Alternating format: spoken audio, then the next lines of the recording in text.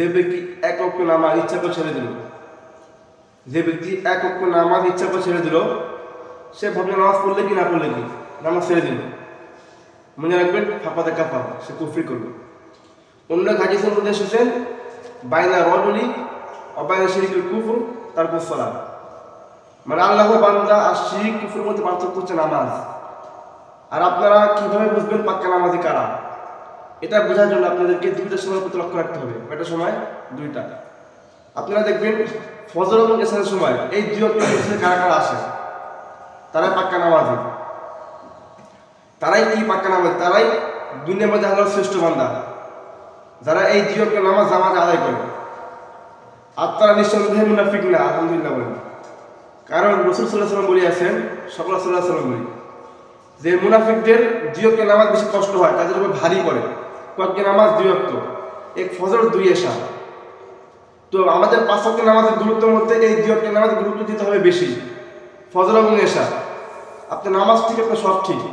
আপনি এই দুই ওয়াক্ত নামাজ ফজর নামাজ জামাত আদায় করেছেন, আপনার নাম মুসলমান খাতা আছে।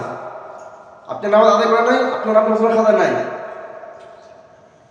তো আমাদের নামাজ ঠিক মতো পড়তে হবে।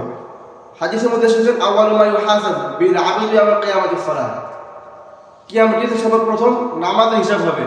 তো ভাই আমাদের নামাজ ঠিক, আমাদের সব হিসাব ঠিক, সব হিসাব ওকে, কোনো সমস্যা হবে না হিসাবের দিন। আর আমাদের নামাজ ঠিক নাই, আমরা সব হিসাবে ধরা খেয়ে যাবো। বা আমাদের নামাজ ঠিক মতো পড়ি নাই, নামাজ হিসাবে ধরা খাবো, অন্য হিসাবে কি ধরা খেয়ে যাবো।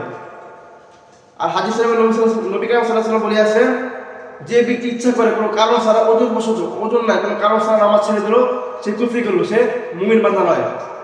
এই জন্য সম্মানিত হাজি, আমাদেরকে পাঁচ ওয়াক্ত নামাজ ঠিক মতো পড়তে হবে। আমার নামাজ ঠিক, আমার সব ঠিক। আপনার নামাজ ঠিক নাই, আপনার কিছু ঠিক নাই। আপনার যা কিছু রাখবেন, আপনি নামাজ পড়েন, আপনি সব কিছু পেয়ে যাবেন। আপনার রিজিকের দরকার, নামাজ পড়েন। আপনার কোনো কোথাও হাজত দরকার, আপনি নামাজ পড়েন।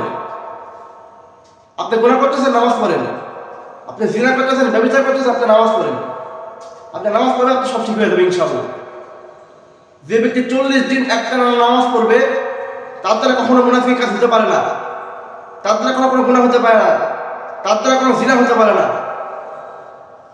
এই জন্য ভাইয়েরা নামাজ ঠিক করতে হবে। নামাজ সালাত, আল্লাহ তাআলা নামাজ কামালে ফরজ করেছে, পাঁচ ওয়াক্ত নামাজকে সবথেকে বেশি গুরুত্ব দিয়েছে নামাজের মধ্যে। এই জন্য ভাইয়েরা আমাদের নামাজ পড়তে হবে। আল্লাহ তাআলা আমাদেরকে পাঁচ ওয়াক্ত নামাজ জামাতের সাথে আদায় করতে তৌফিক দান করুন।